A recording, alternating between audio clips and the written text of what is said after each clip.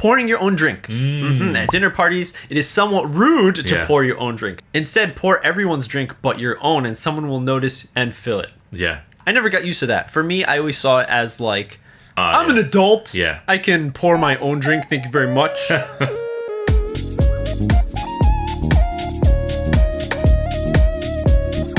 everyone, welcome to another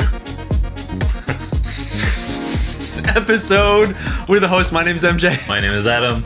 And today, we're going to be talking about mannerisms. Ooh. This is a good one coming in from one of our members over on YouTube, one of our third step supporters. Thank you all so much. You're like, what's that, everyone? What's that, MJ? What's that, Adam? So we've opened up our YouTube channel to be members supported. And that means that you can now go over, sign up, and donate and support me and Adam in all the videos that we're doing. We got 3 different steps. And if you support on the highest step, the third one, then you get locked in ideas, topics, some video that you want us to talk about, and we'll talk about it. That's right. So in this case, we're going to focus on one given to us by the lovely Invincible Madame. Thank you again. Her topic she wants us to talk about is mannerisms.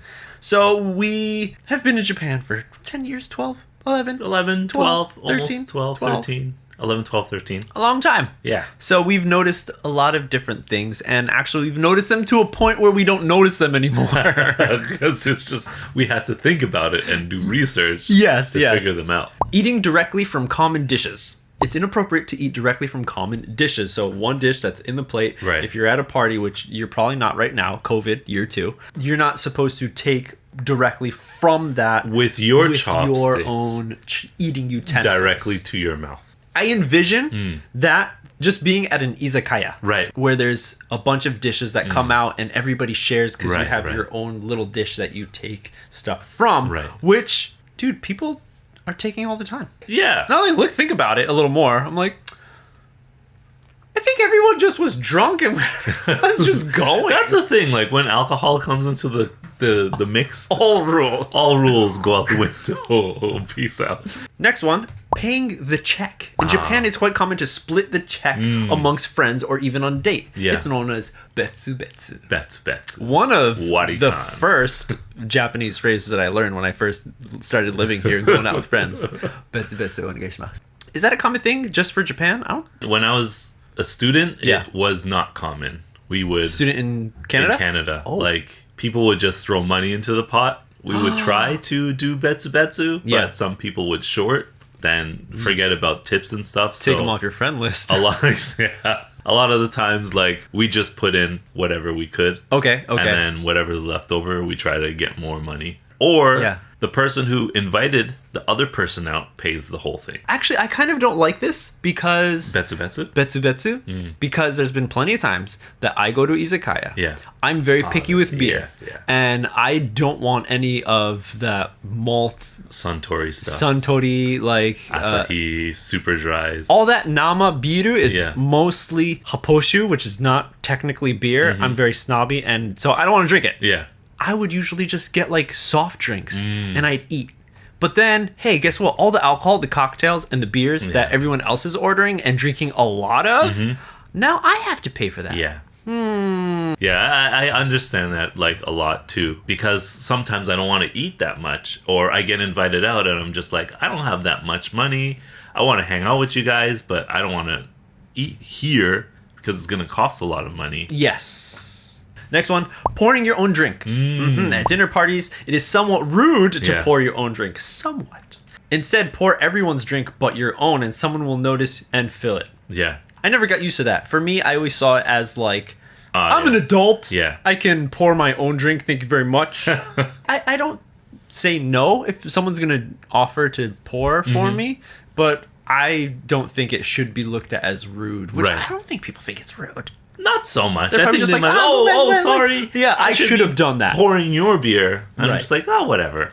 The one thing about the beer, though, which I sometimes forget, is that you don't drink before the kanpai. You get it? You're like, oh, sweet, Yeah. Oh, I'm thirsty. I'm parched. And it's just like, we didn't do kanpai. I'm just like, I don't do that. All right, another one.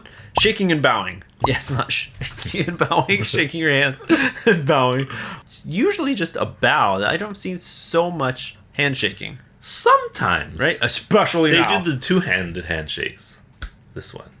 Oh, like you're running for mayor. Yeah. Is a very common thing, and people do it a lot. It's very interesting because there's like different levels of bowing. Oh, yeah. Like Coworker, Yeah. kind of head, little chicken head dip. as us. And then if there's like staff and customer, and then there's like more of the 45 you got to go at. If you made a mistake, it's like really down. Yeah. You made a very big mistake. You got to get on the floor. Floor. Oh man! Or if you're working at a car dealership and you're seeing the car leave the dealership, and you just got to stay. Stand there. Are they done yet? Here's another one. Yeah. Bathroom slippers.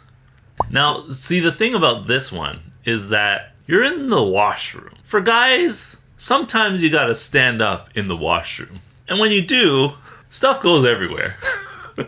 Even on the slippers. Yes. For me, going into like a public restroom or like at an izakaya where they have those slippers, I'm not wearing my shoes. I have socks on. Right. And then I gotta enter the same slippers as everybody else. I feel kind of gross. The other thing is that the slippers are very small for my feet, which adds to the discomfort. You have no choice though, You right? have no choice. You put on those slippers. I put them on. Like, I'm not gonna go barefoot on the floor. I never really thought about that. But it just goes back to having to take your shoes off. True. Now, it's a weird double-edged sword because when you go, this is like izakaya we're talking about. Right, so, right.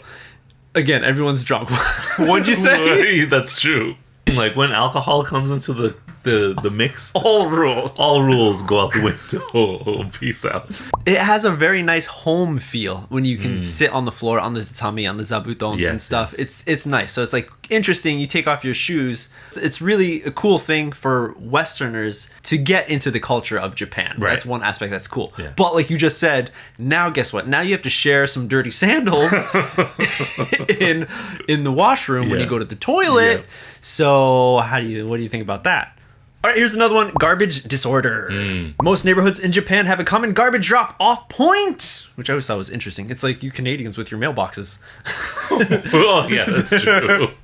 There are numerous rules on how to package your garbage and recycling for pickup that vary by your municipality, your area where you live. For example, it's a common requirement that you should wash and crush your recycled plastics. Yes. All right.